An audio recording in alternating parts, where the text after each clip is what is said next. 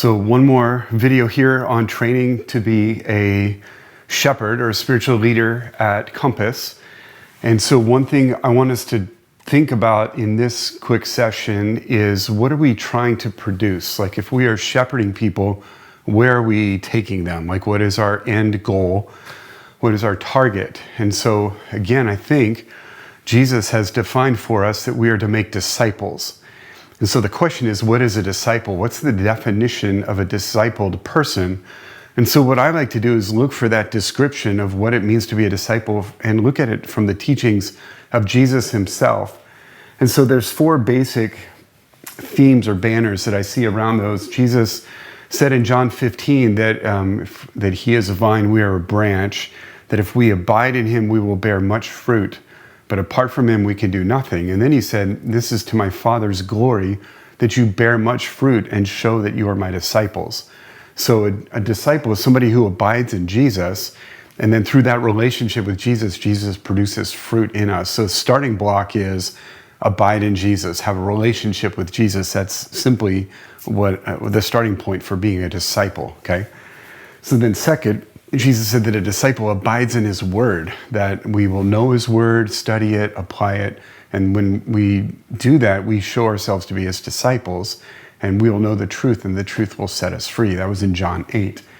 Then in John 13, he said that he gave us a new commandment, and that's to love one another as he has loved us. And by this, all men will know that we are Jesus' disciples if we love one another. And so abiding in his love is key, that he loves us and then we love others, demonstrates that we are his disciples. That's a key part of discipleship.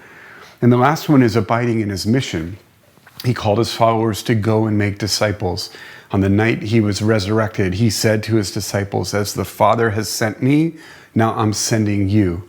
And he told his first disciples, follow me and I will make you fishers of men. So there's clearly a component of abiding in his mission if we're his disciples. So if we want to get specific or practical, what does that look like? What are we trying to instill in the people we are shepherding? What would be some of the values and practices we'd love to see in their lives? So under a relationship with Jesus, under abiding in Jesus, I think we would look for things like, are they worshiping Jesus? Do they gather on Sundays to worship him? Do they have a commitment to Jesus in their lives? Do they show allegiance to Jesus? Are they depending on him, just like the vine and the branch?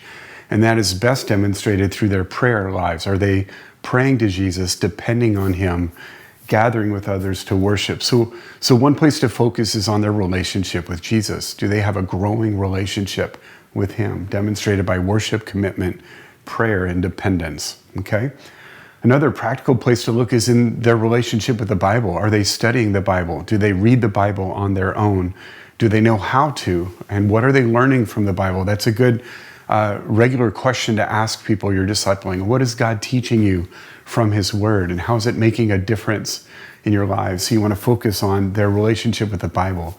Third, you want to focus on the relationship with others. For example, are they committed to a life group? Are there people within the church that they are investing in, other believers that they are encouraging, that they are using their gifts to share with them and to help them? And are they also putting themselves in a place where they are being cared for and loved by others in the church, in the body of Christ? So look at their relationships with others. And then finally, you look at how are they living on mission?